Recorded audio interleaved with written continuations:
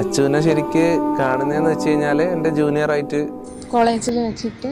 അപ്പോൾ നമ്മൾ അറിയാലോ, ജൂനിയേഴ്സും സീനിയേഴ്സും പരിചയപ്പെടാനുള്ളൊരു ഞങ്ങളുടെ ആ ഒരു ഫസ്റ്റ് ഇയർ ടൈമിൽ റാഗിങ്ങിന് വേണ്ടിയിട്ട് വരും ഇവരൊരു. അപ്പോൾ അങ്ങനെ പരിചയപ്പെടാൻ എനിക്ക് മുന്നേ പോയ ചേട്ടന്മാരൊക്കെയാണ് ആദ്യം ഇങ്ങനെ പറഞ്ഞത്. അശ്വിനി എന്ന് പറഞ്ഞൊരു കുട്ടിയുണ്ട്, നല്ല ചിരിയാണ്, നീ വേണമെങ്കിൽ നോക്കിക്കോ എന്ന് പറഞ്ഞു. അപ്പോൾ അത് കേട്ടപ്പോൾ ഞാൻ ആദ്യമായിട്ട് ആ ഒരു പേര് ആദ്യമായി കേട്ടു. പിന്നീട് ഞങ്ങൾ ഇതേപോലെ തന്നെ പരിചയപ്പെടാൻ കയറിയ സമയത്തും ആരാണ് അശ്വിനി എന്നുള്ളത് ഞാനിങ്ങനെ അന്വേഷിക്കുകയായിരുന്നു. അപ്പം അതിനിടയിൽ പെട്ടെന്ന് യാദൃശ്ചികമായിട്ട് വീണ്ടും അവളുടെ പേര് കേട്ടു. അപ്പോൾ നോട്ടീസ് ചെയ്യുന്നു. അപ്പോൾ ആക്ച്വലി ആ ചിരിയാണ് എനിക്ക് കുറച്ചുകൂടി ഒന്ന് ആദ്യമേ തന്നെ കണ്ടപ്പോൾ തന്നെ ഒരു ഇഷ്ടം തോന്നി.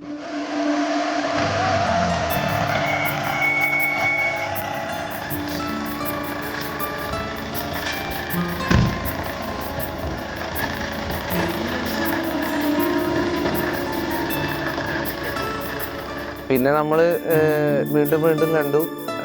ഓരോ വട്ടം കാണുമ്പോഴും എനിക്ക് ഇഷ്ടം കൂടിക്കൂടി വന്നു. ആ ചിരിയാണ് എപ്പോഴും എന്നെ കുറച്ചുകൂടി ഒന്ന് അടുപ്പിച്ചതെന്ന് തോന്നുന്നു. ഏച്ചിയോട് പറയുന്നതിന് മുന്നേ സൂചന വന്നിട്ടുണ്ട്, ഇങ്ങനെ ഒരാളോട് ഇഷ്ടമുണ്ട് എന്നുള്ളത് പറഞ്ഞിട്ടുണ്ടായിരുന്നു. പിന്നീട് ഒരു വർഷക്കാലം പുറകെ നടന്നിട്ടുണ്ട് ഒന്ന് റെഡിയായി കിട്ടാൻ വേണ്ടിയിട്ട്. He tried to confess and I said you don't want to. ഞാൻ വീട്ടിൽ പറഞ്ഞു. അപ്പോൾ അതുകൊണ്ട് തന്നെ ഞാനിത് ഡയറക്റ്റ്ലി പ്രപ്പോസ് ചെയ്തില്ലെങ്കിൽ പോലും അവൾക്ക് കാര്യങ്ങളൊക്കെ മനസ്സിലായിട്ടുണ്ടായിരുന്നു. അവൾ വീട്ടിൽ അമ്മയുടെ അടുത്തൊക്കെ സംസാരിച്ചിട്ടുണ്ടായിരുന്നു.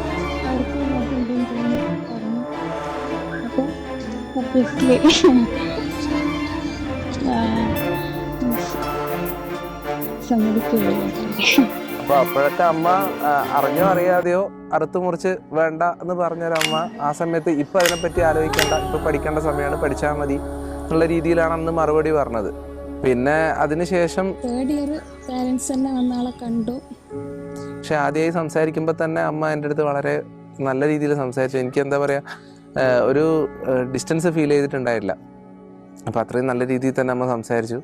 പിന്നെ ലാസ്റ്റ് പോകുന്നതിന് തൊട്ട് മുന്നേ അമ്മ ഇങ്ങനെ ചോദിച്ചായിരുന്നു ഇരുട്ടിയിലേക്ക് വരുന്നോ എന്ന്. അപ്പോൾ ഞാൻ പറഞ്ഞു ഇപ്പം ടൈം ആയിട്ടില്ല എന്ന് പറഞ്ഞു. അപ്പോൾ ആ ടൈമാണ് ഇപ്പോൾ ഈ വന്നേക്കുന്നത്. അന്ന് ഞങ്ങളുടെ ഒരു റൂംമേറ്റ് ചേച്ചി ഉണ്ടായിരുന്നു, വീണ അവളുടെ. അപ്പോൾ ചേച്ചി എൻ്റെയും വളരെ അടുത്തൊരു സീനിയറാണ്. അപ്പോൾ ചേച്ചി പറഞ്ഞു ഇപ്പോൾ വീട്ടുകാർക്ക് പ്രശ്നമില്ല, പിന്നെ നിങ്ങളെന്തിനാ കോളേജിലുള്ള ബാക്കിയുള്ളവരുടെ അടുത്ത് നിന്ന് പിന്നെ പറയാതിരിക്കുന്നത്, എല്ലാവരും അറിയട്ടെ എന്ന് പറഞ്ഞപ്പോൾ അന്നാണ് ഒരുവിധം കോളേജിലുള്ള എല്ലാവരും അറിയത്തക്ക രീതിയിൽ ഞങ്ങൾ ഒരുമിച്ച് നടന്നു തുടങ്ങിയത്. സ്വന്തം ഏച്ചിനെ പോലെയാണ് എനിക്ക്. എന്താ പറയാ, ഒരു വൈഫ് എന്നതിലുപരി സ്വന്തം. വാഴും ദേവിയല്ലോ നീ, പൂനീലാക്കടവിൽ പൂക്കും പുണ്യമല്ലോ നീ, നിന്റെ തിരുനടയിൽ നറുനെയ്ത്തിരിക്കതിരായി ആരുമറിയാതെ ഞാൻ വീണെറിഞ്ഞിടാം.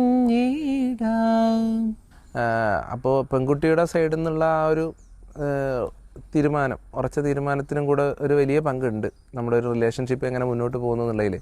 പിന്നെ അവളുടെ ആ ഒരു വിശ്വാസവും അവളുടെ ആ ഒരു എന്താ പറയുക തീരുമാനങ്ങളും അവളുടെ ആ ഒരു ബാക്കിയുള്ള കാര്യങ്ങൾക്കൊക്കെ ഞാനും എന്നെക്കൊണ്ട് പറ്റുന്ന പോലെ കോപ്പറേറ്റ് ചെയ്ത് നിന്നുകൊണ്ട് കൈയോട് കൈ പിടിച്ച് നിൽക്കുന്ന ആദ്യത്തെ ഫോട്ടോ എന്ന് പറയുന്നത് ഞാൻ ഇന്നും എൻ്റെ ഗാലറിയിൽ, ഫോണൊക്കെ പലപ്പോഴും ഒരുപാട് മാറിപ്പോയിട്ട്